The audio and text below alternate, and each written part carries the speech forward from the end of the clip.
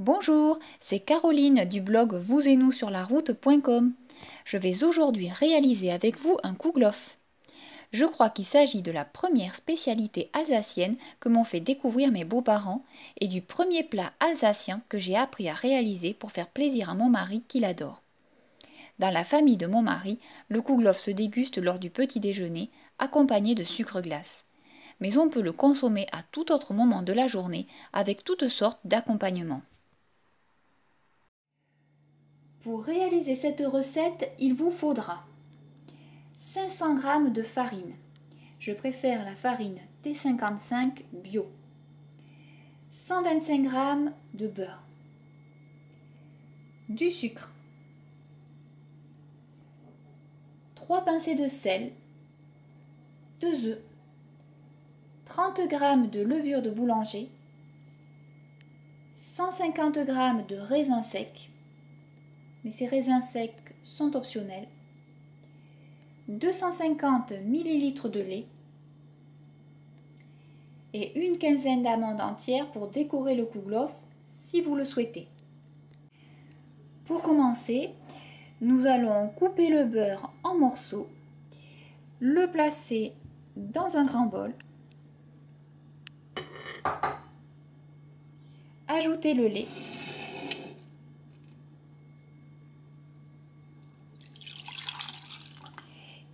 et placer le tout 30 secondes au micro-ondes.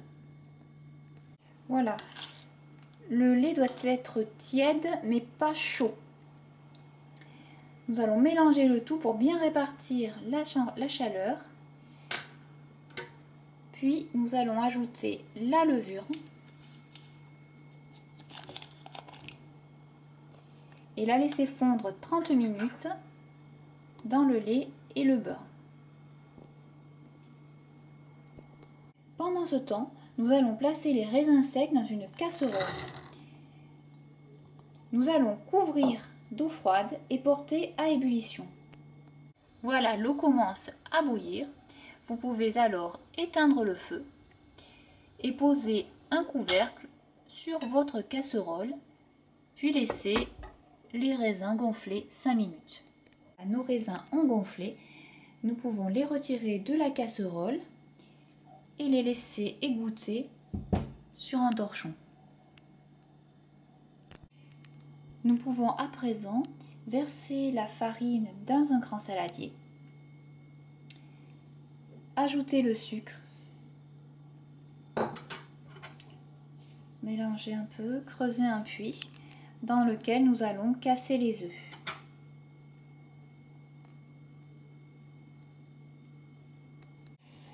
Une fois les œufs cassés, nous pouvons légèrement mélanger, puis ajouter tout le reste des ingrédients, c'est-à-dire les raisins secs, le sel, le lait, le beurre et la levure. Allons-y. Tous les ingrédients sont désormais réunis dans le saladier et c'est à présent que va commencer le travail le plus important, celui du pétrissage. Mon mari m'a toujours dit que la façon de pétrir la pâte donne sa signature au kouglof et que dans sa famille, on ne confondait jamais les kouglofs préparés par sa mère et ses grands-mères. Ils avaient tous un goût et une texture très différents. Il vous faut travailler cette pâte au minimum 30 minutes en retournant la pâte régulièrement avec votre main sans la presser ni l'écraser. Vous pouvez éventuellement mettre le reste de votre famille à contribution, voire écouter de la musique ou regarder la télé en pétrissant la pâte pour que le temps passe plus vite.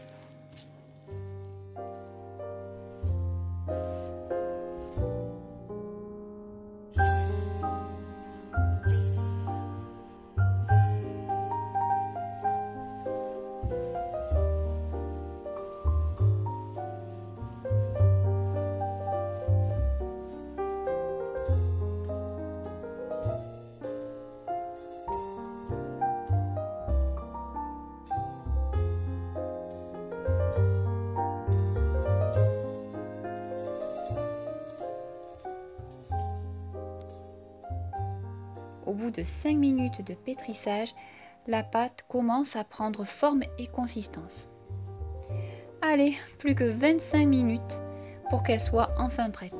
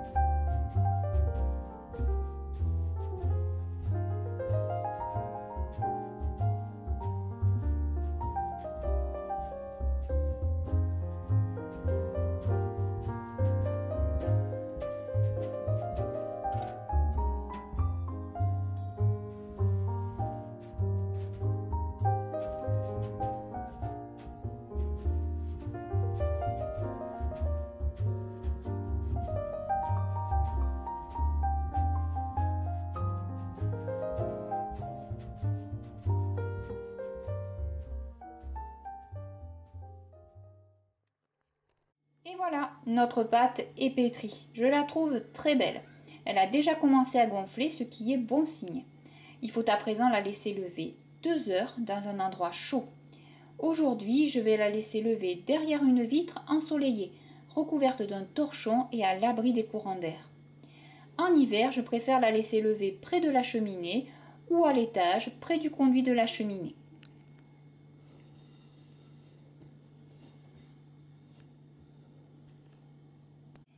Au terme de ces 2 heures de repos, je viens d'aller chercher impatiemment la pâte à kouglof. Nous allons enfin voir le résultat de notre travail. Eh bien, cette pâte est magnifique.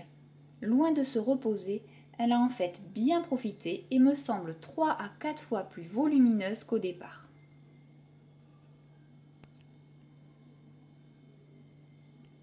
Le moment est venu de beurrer un moule à kouglof. J'ai pris le plus gros car la pâte a vraiment bien gonflé. Il faut mettre du beurre partout et généreusement car le kouglof a tendance à adhérer aux parois du moule. C'est à ce moment-là que vous pouvez décorer votre kouglof avec des amandes si vous en avez. Il faut les installer tout au fond du moule, dans les interstices. Lorsque vous démoulerez votre kouglof, elles en décoreront le sommet. Je viens de retirer la pâte du saladier et de la déplacer le plus délicatement possible dans le moule. Vous voyez qu'elle a perdu de son volume. C'est pourquoi il faut à nouveau couvrir le moule et la laisser lever 2 heures de plus dans les mêmes conditions que précédemment.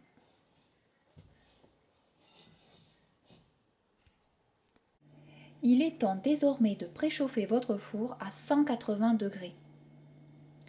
Je suis pour ma part retournée chercher mon kouglof qui s'est encore développé et a pris de très beaux volumes. Dès que votre four est préchauffé, installez votre kouglof dans le four et laissez-le cuire 45 minutes. N'ouvrez surtout pas la porte du four au début de la cuisson car votre kouglof pourrait retomber. Je vous conseille d'ouvrir la porte du four au bout de 30 minutes de cuisson. Si votre kouglof colore trop, posez une feuille de papier cuisson sur celui-ci pour le protéger. Le kouglof est cuit. Je vous conseille d'attendre une vingtaine de minutes avant de le démouler et de le laisser reposer quelques heures avant de le déguster.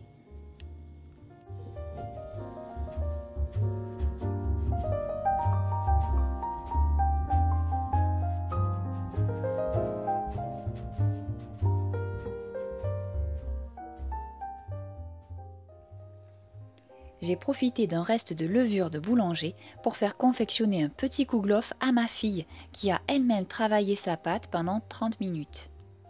Le voici. Nous avons ainsi doublé notre joie de sentir la maison embaumée de l'odeur savoureuse du kouglof.